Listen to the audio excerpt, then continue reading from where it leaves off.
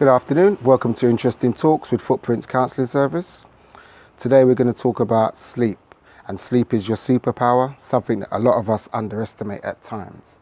As normal, like, share, leave comments on YouTube or on Facebook, and on YouTube you can hit a button whereby you'll see all of my latest videos as they are released.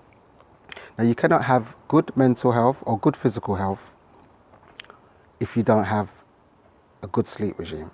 If you don't sleep for 8 hours a night, or minimum 7, you're going to have issues with your body and your mental capacity. Now, poor sleep can also lead to people putting on weight. So those that are looking to lose weight or on a diet plan, of course you need to exercise, of course you need to watch your intake of food and what sort of food you take in, but also something you need to bear in mind is that you certainly need to get a lot of rest, because studies show that people that have not having good rest, good sleep, good durations of sleep, tend to be overweight. Now, good sleep also helps us to improve our concentration. It's key to be able to maximize problem-solving skills, to enhance your memory, as poor sleep impairs all of these brain functions.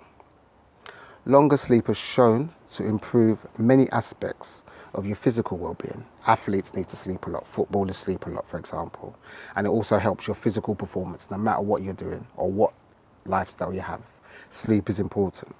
Now, I used to drive a bus, for example, and after 5 hours of driving, it was mandatory that you have to have a 30-minute break where you're not driving, where you can recuperate yourself so that you can go back on the road and drive safely.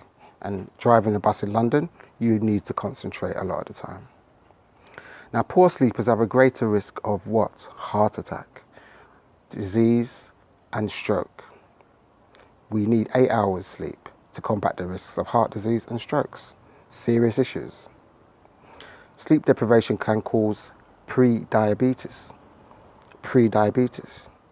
In healthy adults, as little as 6 days, so it takes 6 days in studies that somebody who has sleep deprivation can start developing pre-diabetes. Can you imagine that? So if you're healthy or you're not, and you start going for a period of not having good sleep, good rest, within 6 days, you could be at the stage of having pre-diabetes. Now, many studies show a strong link between sleep duration, lack of it, and type 2 diabetes, which is another issue. It's much more serious even. Now, poor sleep is linked to depression. 90% of people with depression complain about sleep quality. Poor sleep is even associated with the increased risk of death by suicide. So getting at least 8 hours sleep can improve your immune system and help you to fight the common cold. Sleep deprivation may reduce your social skills, so you're no longer able to conduct social skills amicably, and you won't be able to recognize people's emotional expressions, for example. So we spend about 1/3 of our lives asleep. So it's important our bodies are eating, drinking, and sleeping. Eating, sleeping, and drinking are as important as breathing. When we sleep, it's like a group therapy for all of our memories and all the information that we've taken in throughout the day. It's all picked up and put into its right files in our correct places inside of our minds. Now, this stage, I'm going to talk about some of the solutions, some of the tips, what I think will help those people that are struggling with sleep to conquer it. And I'll start off, and I suppose I'll call it in general, a sleep schedule. Now, our bodies have been designed over hundreds of thousands of years. Some people will say millions of years. I'm not going to get technical on that, but for a long time, to work within the cycles of daylight and darkness. So we get up in the day and we go to sleep at night. It's certainly been happening for thousands of years. So to me, it's important to get up at the same time each day, even in the weekends. So you establish a pattern of getting up at the same time every day, even at the weekends when you're not going to work. That will help you to slip into a nice sleep pattern. and it helps your body to stay in tune with the 24-hour light-dark cycle. How to get to sleep?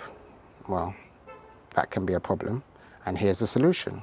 Reading a book, relaxing to some relaxing music to help you to get ready to sleep. But watching upsetting stuff on TV, having stimulating conversations with your partner, no, that gives you the opposite effects. So a tip for the bedroom is for sleeping and for having sex. For sleeping and for having sex. Now, when you are in the bedroom, don't do anything stressful in the bedroom particularly. That is like paying bills, having long debates with, for example, your partner. Do all those things before you get into the bedroom, so that when you get into the bedroom, you're in that state of actually, this is where I'm going to sleep, okay? If you're having trouble with insomnia, it may be related to caffeine, alcohol, or tobacco. If you have, if you like, even if you wake up at night, it could be down to the fact that you've had caffeine in the day, or too late in the day, that you've had alcohol too late in the day, or that you're smoking. Okay? All of these, should we say drugs, because they are, affect our sleep pattern. Alcohol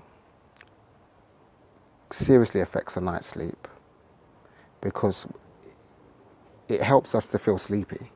But when we do actually go to sleep, there's a rebound effect that it wakes us back up again. And we have disturbed sleep throughout the night, which is not what we need. If you take tobacco's got stimulants in it, and the stimulant is nicotine. And that nicotine will stimulate you to not have a good sleep that night, or any night that you smoke before you're going to bed.